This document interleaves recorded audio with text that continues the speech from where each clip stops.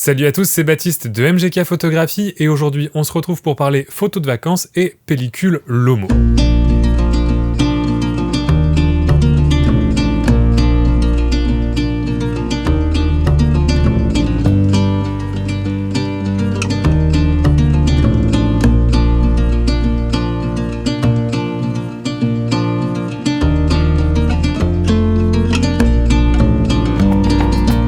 Alors oui, je sais, les vacances sont finies, on est en septembre, mais une joie de faire de la photo argentique, c'est justement de pouvoir découvrir ces photos en septembre, quand on est rentré, qu'il fait gris et froid et moche dehors, et on peut repartir en vacances en visionnant les images toutes fraîches sorties du scanner. Cette année de mon côté, j'ai eu la chance de pouvoir partir quelques jours à la mer en juillet et beaucoup plus longtemps à la montagne au mois d'août, dans des endroits que je connais plutôt bien, puisque c'est des endroits où je partais déjà étant enfant.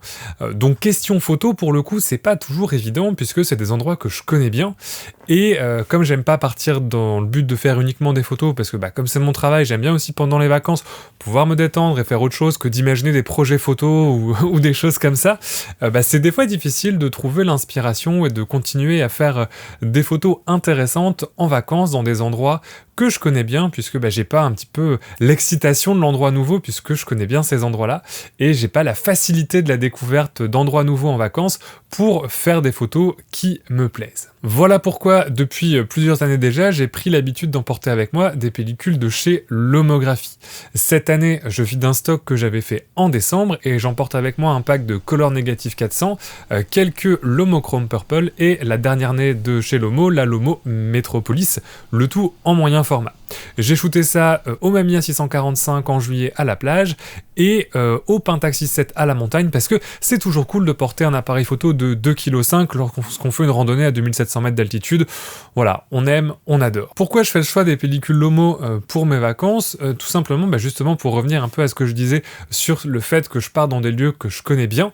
Eh bien c'est qu'avec ces pellicules, notamment la Purple et la Metropolis, il y a un effet particulier sur les photos. C'est des pellicules qu'on va dire créatives qui vont changer un petit peu les couleurs. Alors un peu pour la Metropolis et beaucoup vraiment pour la Purple, ce qui oblige déjà à penser un petit peu différemment, parce que c'est des films qui sont pas toujours évidents à prendre en main la première fois, mais ça va aussi transformer le rendu de la scène, transformer le rendu du paysage, et donner un regard un peu différent sur des endroits que je connais bien. Et personnellement, j'aime bien découvrir ces endroits-là au travers d'un regard photographique différent que j'ai construit moi, sachant que la pellicule va avoir un effet particulier. Je trouve que c'est un exercice qui est suffisamment challengeant pour que je reste actif en photo dans mes vacances, et en même temps suffisamment détendant et qui me motive suffisamment pour faire de la photo en vacances. Cette année en plus, je suis particulièrement content des photos que j'ai réalisées avec ces pellicules-là. Je trouve que c'est vraiment représentatif de ce que j'attendais des pellicules. Donc je me suis dit, voilà, c'est le moment de te faire une petite vidéo où je te présente mes 3 pellicules Lomo favorites en te montrant mes photos de vacances. La première pellicule, c'est la plus classique de chez Lomo, c'est la Lomo 400 CN. C'est un film couleur que j'aime beaucoup et qui en plus est l'un des moins chers en moyen format, puisque ça te revient à environ 7,30 € le rouleau, ce qui est l'option la moins chère pour shooter du film négatif couleur en moyen format. Dans les faits, c'est pas vraiment un film qui transforme les couleurs à proprement parler, mais ça propose un véritable look argentique vintage entre guillemets, avec des grosses guillemets, au sens où on a des couleurs bien saturé, un bon contraste et une dominante qui est assez chaude. Alors, personnellement, je pense que c'est un film qui est fabriqué par Kodak à partir de Master Roll de Kodak. Alors peut-être la Ultramax, peut-être la Kodak Gold, je ne sais pas. En tout cas, sur la boîte que j'ai là, c'est marqué Made in USA, et des gens qui fabriquent du film aux USA, à part Kodak, il n'y a pas grand monde. Mais encore une fois, c'est comme le cas avec tous les films Lomo, ce n'est que des suppositions, et il n'y a aucune confirmation de ça.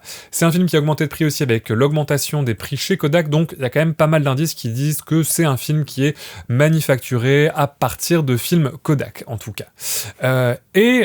Moi j'aime vraiment beaucoup ce film, surtout en moyen format, puisque là surtout avec le 6x7, on a vraiment un grain très très fin, quasi inexistant, mais on a des couleurs qui sont plus vibrantes et plus chaudes que ce qu'on pourrait avoir sur de la Portra 400 ou de la Fuji Pro 400H, qui sont des films qui sont pensés pour avoir une latitude de couleurs un petit peu plus grande, des couleurs un petit peu moins saturées, un petit peu plus pastel.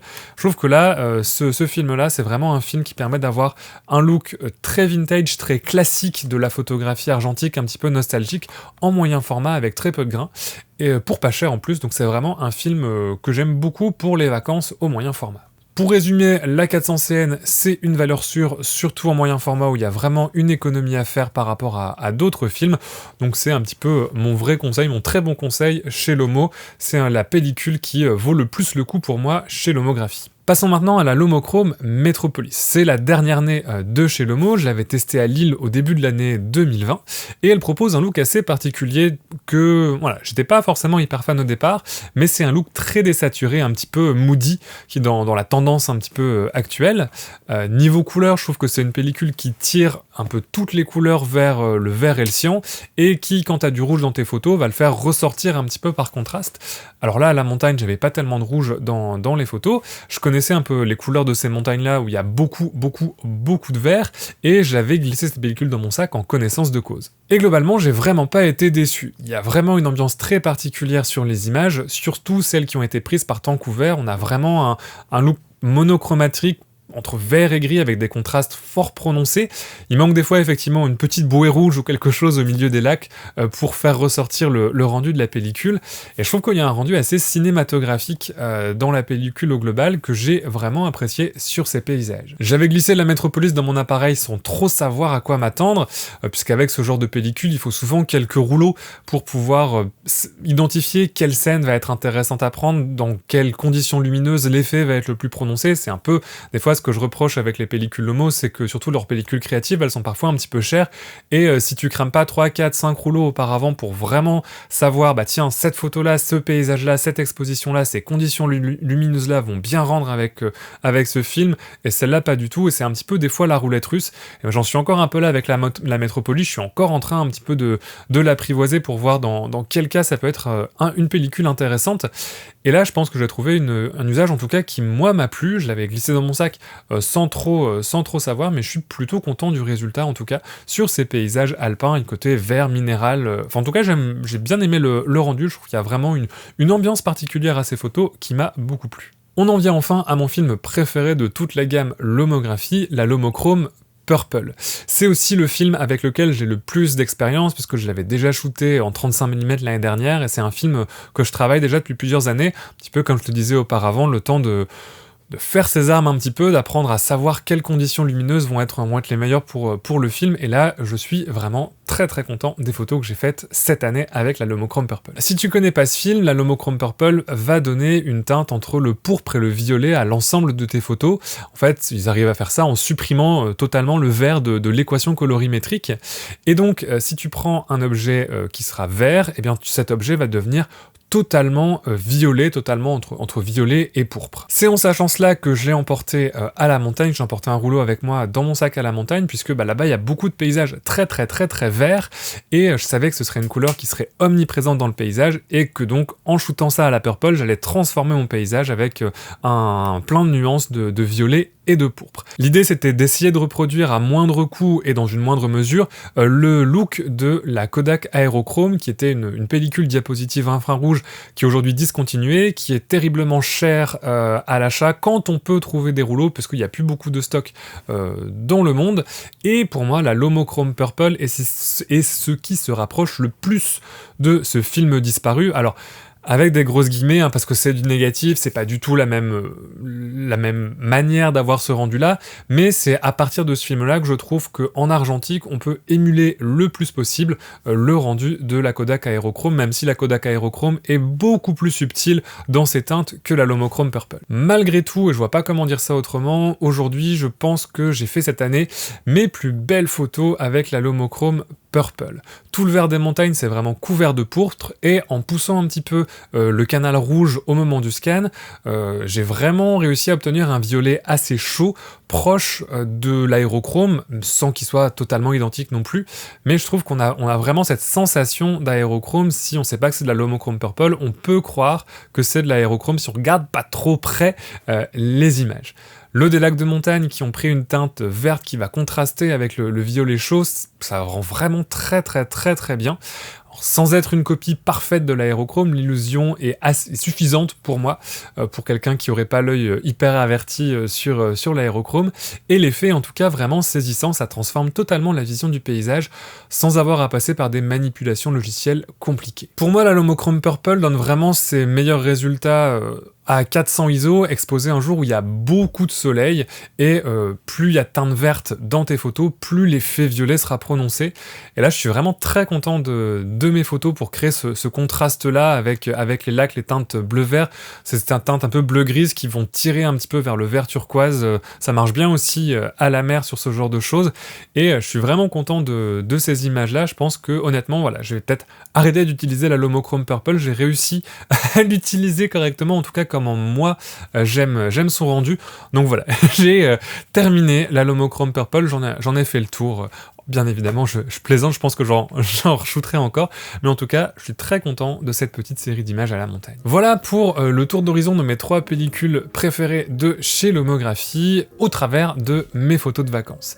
J'avoue avoir eu quelques doutes au départ quand j'ai pris que des pellicules peu conventionnelles en moyen format, pas de Portra, pas de Fuji Pro 400H, bon, c'est un petit peu extrême de partir que avec du Lomographie dans son sac, mais au final, je suis très heureux de mon choix et très content de mes différentes photos.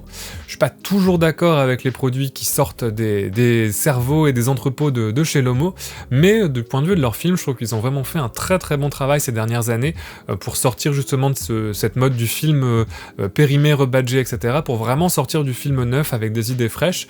Alors on peut aimer ou pas aimer après les pellicules créatives, mais au moins, pour moi, Lomo, il y a vraiment ce côté entre le côté hyper incontrôlable des pellicules Revolog où avec des surimpressions bizarres on peut vraiment pas contrôler ce qui va se passer avec nos photos. Là malgré tout sur les pellicules Lomo comme la Lomochrome Purple et la Metropolis, quand on prend le temps un petit peu de les apprivoiser, on peut réussir à avoir des photos qui sont intéressantes, qui proposent quelque chose de différent, en tout cas de pellicules plus conventionnelles, et c'est pour moi le juste milieu entre lâcher prise et contrôle des images. Voilà, j'espère que cette vidéo t'aura plu, que t'auras appris un truc ou deux sur ces pellicules, voire peut-être que tu les auras découvertes.